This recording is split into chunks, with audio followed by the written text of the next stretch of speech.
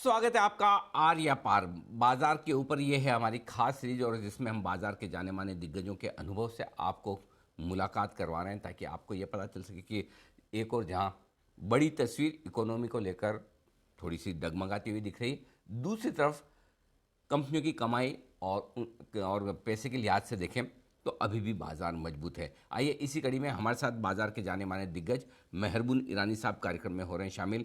मेहरबून sir, स्वागत है आपका। इस वक्त दोनों तरफ के व्यूज़ बड़े स्ट्रॉन्ग आ रहे हैं। कुछ लोगों का मानना है कि ये कमज़ोरी खरीदारी करने का मौका है, कुछ लोगों को लगता है कि ये और ख़राब होना बाकी है। बताएं सर, आपका व्यू इस वक्त बाजार पर। सबसे पहले मैं कहना चाहूंगा अनिल जी, है आपका भी अनुभव है कि पिछले 2-3 साल में रिटेल इन्वेस्टर्स खास करके काफी बिगड़ गए। वो स्टॉक कहो अच्छा स्टॉक जी। है, वो पूछेगा टारगेट क्या है, कितने टाइम में ये टारगेट होगा। अभी उसको कहेंगे आप लंबे समय के लिए लीजिए तो फर्स्ट ऑफ ऑल वो सोचता है मैं अभी लू नहीं लू नहीं लू। साथ में हमें अंडरस्टैंड करना चाहिए कि फॉरेन करेक्ट। इंस्टीट्यूशनल होल्डिंग्स जो है इंडियन इक्विटीज में, वो पिछले 8 साल के करीबन लोएस्ट लेवल पर है। रिटेल इन्वेस्टर्स जिसने पैसे खास करके जोर से डाले थे कोविड सिनेरियो के बाद 2020 में, आई थिंक उनका पैसा मार्केट में जोर से है, एप्रिसिएशन भी मार्केट में है, उन्होंने खींचा नहीं है पैसा और डोमेस्टिक फंड सपोर्ट करते जा रहे हैं, माल खरीदते जा रहे हैं। तो इन लोग के पास हाईएस्ट लेवल ऑफ इक्विटीज है और lowest level of equities foreign institution investors के पास है। अगर सिंपल टर्म्स में मुझे पूछे तो जो दिन एफआई की सेलिंग कम होगी या बंद होगी या फिर जियो पॉलिटिकल प्रॉब्लम, वॉर खत्म होगा, जो अभी कोई वॉर की बात करता नहीं, सोचता है कि चलते जाएगा, ये दो में से एक कारण जब तक नहीं होगा तब तक कहना कि बाजार ऊपर जाएगा ठीक नहीं रहेगा। सवाल अट्रैक्टिव है मार्केट, मैं कहूंगा कि प्रॉब्लम्स काफी गंभीर है, लेकिन मार्केट हमारा भगवान है, मार्केट कहीं पर एडजस्ट कर देता है। आई वुड से अराउंड 10-15% ऑफ द मार्केट ये लेवल पर आया है जहां पे आपको अभी पैसे डालने चाहिए, लेकिन there are still a lot of pockets, lot of expensive stocks जहां पे मेरा पर्सनल व्यू है कि उनको कटना अभी भी बाकी है। So there could be a rally here and there, but कहना कि मार्केट बॉटम आउट हो गया कि नहीं, ये कहना मुश्किल है। मेरा पर्सनल व्यू है मार्केट बॉटम आउट नहीं हुआ है, दो I am all for selective buying in the market, लेकिन टॉप 2020 का नेल्ड हो गया है। ये टॉप ये साल में एटलीस्ट क्रॉस होगा नहीं। अंडरस्टैंड कीजिए प्लीज, फरवरी में बजट आया था, सिंघवी जी आपने बात नहीं की, आपके कोई एक्सपर्ट्स ने बात नहीं किया, मैंने नहीं किया, हम लोग ने कभी सोचा नहीं था कि डेफिसिट नाम का चीज होता है, physical deficit. Now this deficits are becoming uncomfortable. रही बात गवर्नमेंट की, सारे स्टेप सही थे, सबका मूड अच्छा था, गवर्नमेंट सोच रही थी डिसइन्वेस्टमेंट होगा, जीडीपी ग्रोथ होगा, कैपिटल फ्लो फिर से आएगा ना। All this three things are not happened. साथ में इन्फ्लेशन का प्रॉब्लम है, इंटरेस्ट रेट बढ़ने की बात है। So if you ask me, जो भी फैक्टर्स पॉजिटिव थे, now they are just on the opposite side. So market कहीं पर अपने आप को एक से एडजस्ट कर रहा है वैल्यूएशन पर। लोग कहते हैं P ratios are becoming attractive, but what are P ratios? P ratios is nothing else but reflection of the growth. अगर ग्रोथ कम होता है तो पी रेशियोज थोड़े से कॉन्ट्रैक्ट होते हैं। So this process of adjustment is happening. हम लोग कहते आ रहे हैं, रोज कहेंगे India is still a good market, India grows better, ultimately FIIs आएंगे, ये वॉर के कारण ये हो रहा है, इन्फ्लेशन के कारण ये हो रहा है, ये सब सही है, लेकिन ये सब लूज है। सही बात यह है कि Indian stocks are adjusting itself to reality, and reality is a little bit different or very different than what it was say 6 to 9 months ago. FIS ने पहले देखा शायद कि ग्रोथ कम होगी, एफआईएस ने प्रॉब्लम्स देखे, let's be honest, let's salute them for that. And somewhere we all have now started saying कि inflation बढ़ रहा है, इंटरेस्ट रेट बढ़ने वाला, ग्रोथ कम हो रहा है, वैल्यूएशंस कॉन्ट्रैक्ट होंगे। So this is all a process of adjustment, मेरा पर्सनल मानना है। तो जो ट्रेडर्स हैं मार्केट में, जिनको अच्छा लगता है शॉर्ट टर्म ट्रेड्स करने के लिए, if they see the stocks coming down very sharply, good companies, sectors which are good, they can continue to trade on the long side at sharply lower levels. But investment bank में मेरा personal view है एक bottom up approach अभी बनेगा, and I think this should continue for quite some time to come. So there will be stocks which will come to levels where you have to go and buy it. फिर मत बोलना कि 4,500 index होगा या 15,000 होगा। 10 to 15% of the market मेरा personal view है शायद बॉटम आउट हो चुका है। ओके, तो ये है आपके लिए बाजार पर व्यू मेहरबून सर का, और स्टॉक स्पेसिफिक अप्रोच के साथ आप बाजार में अब भी उतर सकते हैं, कहीं कोई दिक्कत वाली बात नहीं। थोड़ा सा आपको लॉन्ग टर्म व्यू लेकर चलना पड़ेगा, स्पेशली पिछले 2 साल में जो लोग बाजार में उतरे हैं उनके लिए ये विशेष सलाह है। बताएं सर, फिर ऐसे में किस तरह के सेक्टर्स आपको लगते हैं, किस तरह के स्टॉक्स आपको लगते हैं जो सेफ हैं, या रिस्क जहां पर कम, सेफ तो क्या कहेंगे, रिस्क तो हमेशा होती है जब बाजार इस तरह का हो। बताएं कहां पर आपको रिस्क कम नजर आती है। देखिए सर, मैं कहूंगा कि रिस्क में कम है। एक मेरा पर्सनल व्यू है कि फूड शॉर्टेज और वाटर शॉर्टेज ग्लोबली होने वाला है, and we are heading for that.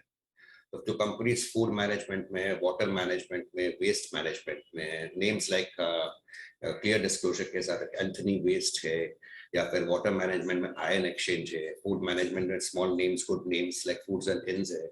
I think those are the names where I would personally be advising friends to buy into with clear disclosures in place. चीनी sector एक ऐसा sector है जो मुझे लगता है कि एक स्ट्रक्चरल लॉन्ग टर्म स्टोरी उभर कर आया है, and I have turn positive in sugar for the last 1 year, और ये पॉजिटिव मेरा रहेगा शायद 1-2 साल के लिए।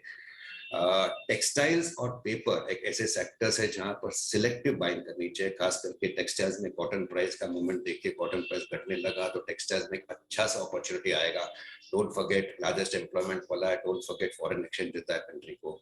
तो फर्टिलाइजर्स और एक सेक्टर है जहां पर इंटरेस्टिंग स्पेस है, लेकिन फिर से कहूंगा दर्शकों के लिए कि ये मैं अकेला नहीं कह रहा हूँ, ये मार्केट अभी कहीं पर पहचानता है। Some of the stocks would have run up, but they could be used to buy if there is a correction or even at the present level, because इन लोग की स्टोरी काफी अच्छी है। रही बात sectors like companies which are absorbing raw materials and which cannot pass on price increases like FMCG है, pharma में पूरा स्टोरी खराब हो गया, खास करके यूएस प्राइसिंग को देखकर।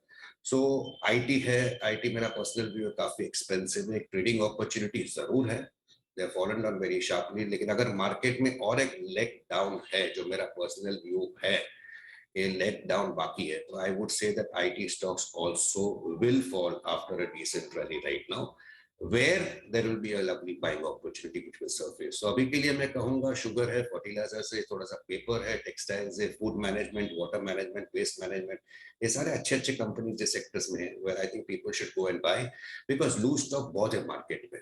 लोग यही कहते हैं कि 15,000 आएगा, या अभी बॉटम हो गया, 16,000 आएगा। Honestly, not many people know.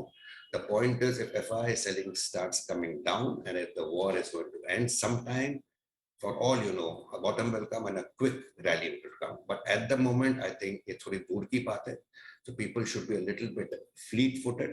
Trade करना है तो ट्रेड कर दीजिए, पैसा मिला निकल जाइए, लेकिन इन्वेस्टमेंट बाइंग के एंगल से be very selective. And as I mentioned, there are very few pockets where one can go and buy at the moment. Perfect, बड़े इंटरेस्टिंग चीज़ आपने बताई और बड़े इंटरेस्टिंग नाम बताए हैं। सारे वो स्टॉक्स हैं, वो सेक्टर से जो लार्ज कैप से हट कर हैं, जैसे टेक्सटाइल, फर्टिलाइजर, वाटर मैनेजमेंट वाली कंपनियाँ, शुगर, ये सारे वो सेक्टर्स हैं जो आमतौर पर रिटेल इन्वेस्टर्स के काम के भी हैं। क्या इसका मतलब ये समझे कि मेहरबून सर थोड़ा सा लार्ज कैप्स पर इस वक्त भरोसा कम है, या वहाँ पर पैसा बनना मुश्किल होगा? सर ऐसा है कि काफी सारे stocks have come to levels where there could be maybe not more than 5% downside, लेकिन अपसाइड भी थोड़ा सा कैप रहेगा। अभी आप मुझे बताइए कि had you ever imagined Hindustan Lever at this price, और एचडीएफसी एट दिस प्राइस, और HDFC bank at this price? आप मुझे बताइए कि इतने अच्छे रिजल्ट आए आईसीआईसीआई के, एसबीआई के, क्या हुआ स्टॉक्स को? सब लोग ने बाय कॉल दिए, buy call, buy call, buy call, buy call दिया, सबके पास ये स्टॉक्स पड़े हुए, कंसेंसस पाएंगे, म्यूचुअल फंड्स के टॉप होल्डिंग में सारे स्टॉक्स है, बट बेचे तो किसको बेचे?